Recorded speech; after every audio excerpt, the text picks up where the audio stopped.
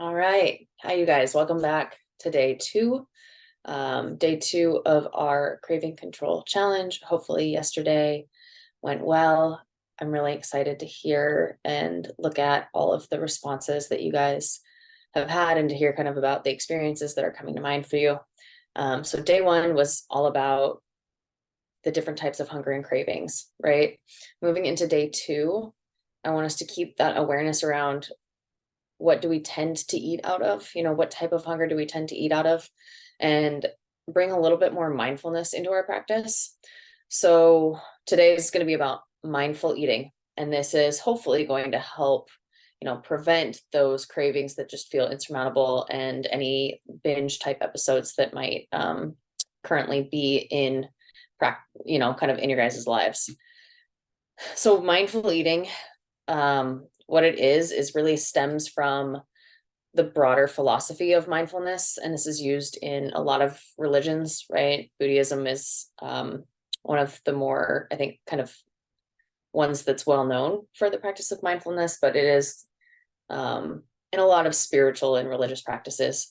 And it's old, right? It's widespread, it's centuries old. And what it is an intentional focus on your thoughts, emotions, and physical sensations in the present moment. Mindfulness targets becoming more aware of rather than reacting to, right? So we want to become more aware of our situation and our choices rather than react to our situation and our choices. So when we put this in the context of food and in the context of eating mindfully is going to mean that you are using all of your physical and emotional senses to experience and enjoy the food choices that you make. Generally, what we see with this practice is that it's going to help increase gratitude for food overall, and that can improve your eating experience in general. It's going to encourage you to make choices that are going to be satisfying but also nourishing. And it also discourages judgment. Because there are a lot of different types of eating experiences, and often a lot of them are valid and valuable in different situations, right? So, what we're going to try to do is notice more, be a little bit more present without judgment. And without judgment is kind of a key there. And it's something that I want you guys to hone in on. Okay. The whole point of this, the reason I lean into mindfulness is that what we're working to do is to replace automatic thoughts or reactions with more conscious, health promoting responses. I would make a bet that 100% of you in this challenge are looking to improve your health. Most of us are, most of the time. And that includes the food choices that we make. And I would put money on the fact that most of us have experiences where we feel shame or guilt for a choice that we made, or we feel like we fell off the wagon. We feel bad about our food, or we label food itself as good or bad. That doesn't really help our relationship to food, and it doesn't really help. Like, labeling food or labeling your choice as good or bad really doesn't move you fundamentally into a more healthful space. So fundamentally, what mindful eating is, like the tangibles of it: eating slowly and without distraction, listening to your physical hunger cues, and eating only until you're full. It is distinguishing between what is true physical hunger and what are non-hunger triggers for eating. It includes engaging your senses by noticing colors, smells, sounds, textures, flavors, everything that's involved in that eating experience. It involves learning to cope with guilt and anxiety around food, and eating to maintain overall health and well-being. Mindful eating is also noticing the effects that food has on your feelings and your body, and also working to appreciate your food. So that is a lot. Okay. And mindful eating can be really, really helpful, I think, for those of us that feel like we have a tendency to overeat, or feel like there are periods of the week or of the day where we find ourselves reaching, right, and not thinking about why. Like there's not an intention behind the reach. It feels more automatic.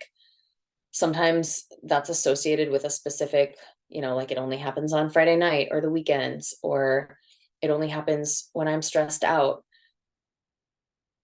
right? Like there's gonna be a trigger generally, and we'll get into triggers a little bit later in the week.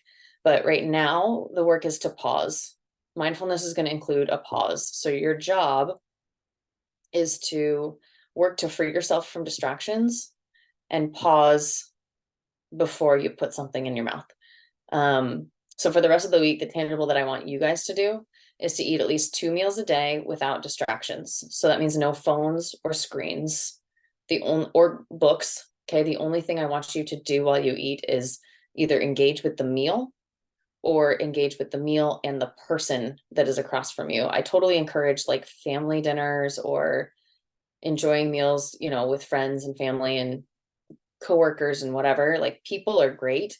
I think actually they generally make us more mindful, because if there's another person there, we're more aware of what we're doing, because we're generally a little bit more worried about their perception of us. Not that I want you guys to worry about people's perceptions all the time, but I do think that when it comes to making food choices, you're going to pause. You're not just going to house like a whole pizza or an entire bag of chips with somebody sitting there watching you, right? So people are cool, or by yourself is cool, but no reading, no phones, no TV, 2 meals a day. Okay. I get that sometimes that want to sit in front of the TV and unwind and eat dinner, like I do that all the time, or like it actually feels good to do some online shopping while I'm eating. It enhances the experience. But for the sake of this, it's less than a week at this point to be totally mindful about the food and the food experience. We want to take that away. Okay. So 2 meals a day, no distractions. And then what you're going to do is you're going to practice eating only until fullness. And I'm going to drop a hunger and fullness scale in our chat, but I will also show you really quickly, if I can pull it up, what that scale looks like, so you guys know what I'm talking about. Give me just a second. Where did I hide it? This is always the fun part of like, where do I put all of my shareables?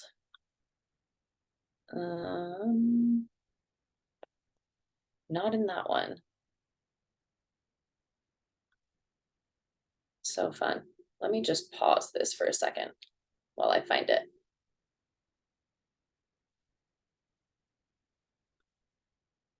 Can I pause this? I'm sure I can. Pause. All right, we're back. I think my screen is still being shared. So this is what I want you guys to see. Hopefully you can see this. Let me make sure everything else is minimized. This hunger fullness scale, this guy right here.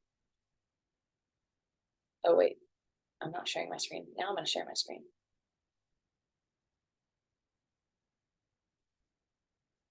Sorry, technology. I can do this. Okay, this guy, hunger fullness scale. This is what I want you guys to think about.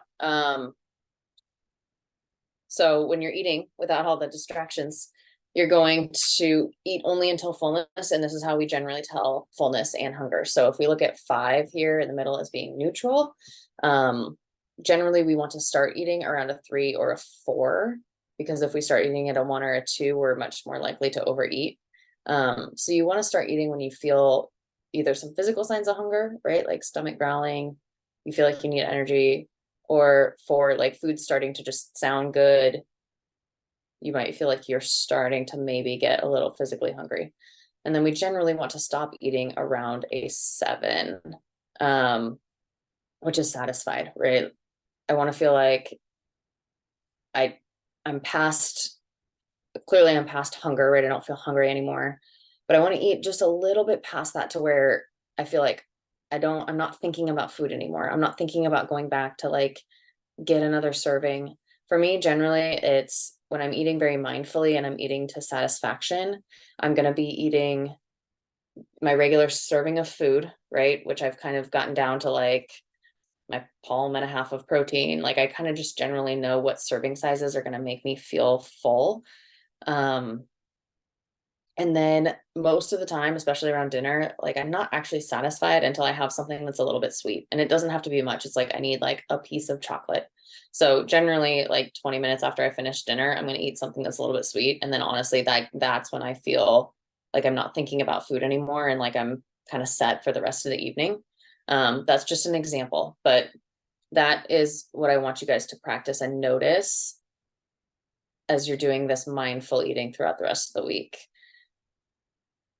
And just kind of notice where you're falling, right? Like if I start at a 2 because I had to, am I getting to an 8? And you can write it down if you want to. I actually have a lot of clients do that. We work on a food journal where it's what we ate and also kind of like where were we on the hunger scale when we started eating and where were we on the fullness scale when we stopped, and kind of look at that data because it is good. And I think you'll notice, especially if, I mean, there's a lot of reasons that we eat either to not quite full or to past full. And some of that has to do with our upbringing too, right? Like if you were one of those people that was taught to finish everything on your plate, you might eat past fullness more than you realized. Okay, so just sit with this, try to slow down a little bit this week. And that is essentially what we're going to work on for day 2 is mindful eating. Obviously, if you guys have questions, comments, throw them in the chat, get the hype going in there. Want to continue to talk about that throughout the rest of the week, but yeah, that's your prompt, is to 2 meals a day, no screens, note what you notice about the food, note the color, texture, smell, flavor, note how it makes you feel. Okay. This is what I want you to write down, as well as like your hunger fullness cues when you're doing that. Awesome. Get to it, and I will see you guys in the next one.